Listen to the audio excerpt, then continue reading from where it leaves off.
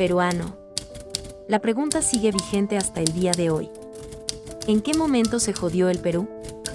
Hace décadas que nos planteamos esa pregunta, pero no analizamos la razón de por qué la hacemos. Generalmente terminamos echándole la culpa a quienes nos han gobernado. Es más fácil decir que nuestro Perú se hundió por la reforma agraria de Velasco, porque el arquitecto no le dio importancia al terrorismo, por culpa del primer gobierno de Alan y su tren cargado de inflación e inoperancia económica, por culpa de los whiskies y la hora cabana, por culpa de la mayoría de la clase política que gobernó y gobierna el Perú, y que sigue viviendo en el escándalo y la corrupción.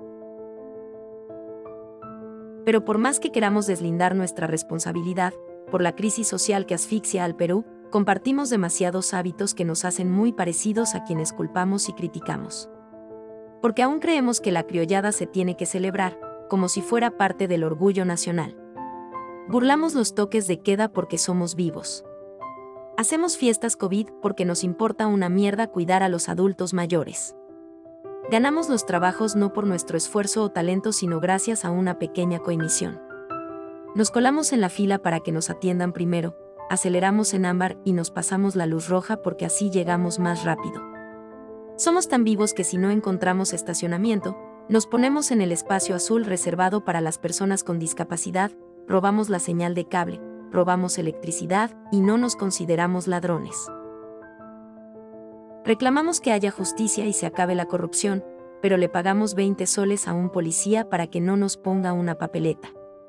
Jamás le damos el pase a un transeúnte en el cruce peatonal, porque en el Perú, si no eres vivo no eres nadie. Pero si somos tan vivos, ¿por qué le tocamos el claxon al semáforo en rojo, como si este fuera a escuchar nuestra ansiedad? ¿Por qué tiramos la basura en la calle como si la ciudad perteneciera a cualquiera menos a nosotros? ¿Por qué salimos a las calles para protestar contra la corrupción, pero estamos inclinados a votar por la misma clase política que rechazamos? ¿Por qué estamos tan interesados en saber qué vedette trampea con qué jugador, en vez de conocer algo sobre nuestra historia, nuestra economía, nuestra literatura o al menos saber cuáles son nuestros derechos más elementales?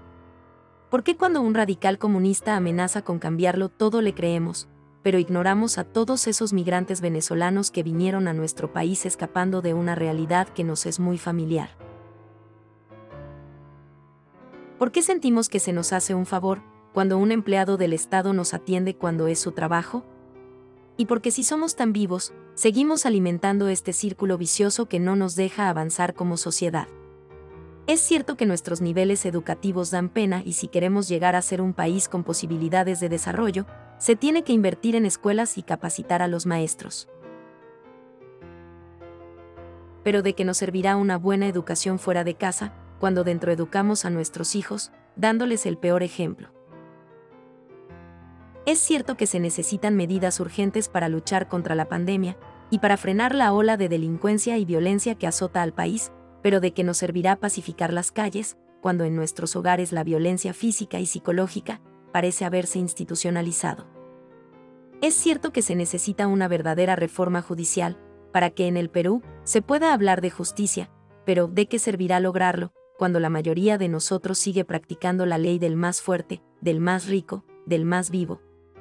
Es cierto que para reducir los conflictos sociales, se necesita del diálogo, pero ¿de qué nos servirá ese diálogo, si seguimos pensando que dialogar es imponer nuestras ideas y no escuchar al que piensa distinto a nosotros? Es mucho más fácil echarle la culpa de absolutamente todo a nuestros gobernantes, pero la realidad es que el Perú se hunde en exacta proporción a esa viveza que alimentamos todos, día tras día. Sí. Somos nosotros, la materia prima con la que se hace este país, y si no corregimos nuestros hábitos, si nuestra materia prima sigue adulterada, cualquier producto que hagamos, también saldrá adulterada. Y por más logros que obtengamos en nuestra economía, en los deportes, en las artes, en nuestra cocina, por más orgullosos que nos sintamos de nuestros representantes, de nuestra historia, de nuestras maravillas o de nuestra creatividad, si no cambiamos estos hábitos seguiremos preguntándonos, ¿en qué momento se jodió el Perú? Yo ya estoy harto de esa pregunta.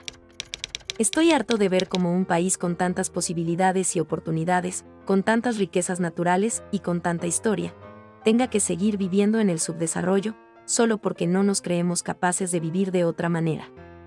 Estoy harto de que las desgracias de nuestros vecinos sean ignoradas y pensemos que eso no nos va a ocurrir a nosotros. Harto de tener que votar siempre por el menos malo, en una elección cada 5 años. ¿Por qué no de una vez por todas, iniciamos la gran transformación del país hacia una nación desarrollada? Ya no está solo en cancha de los políticos o de los poderosos, y no está en el terreno de los milagros, la transformación del Perú. Está en la capacidad que tengamos de hacernos responsables de nuestros actos y de rebelarnos contra nuestra viveza.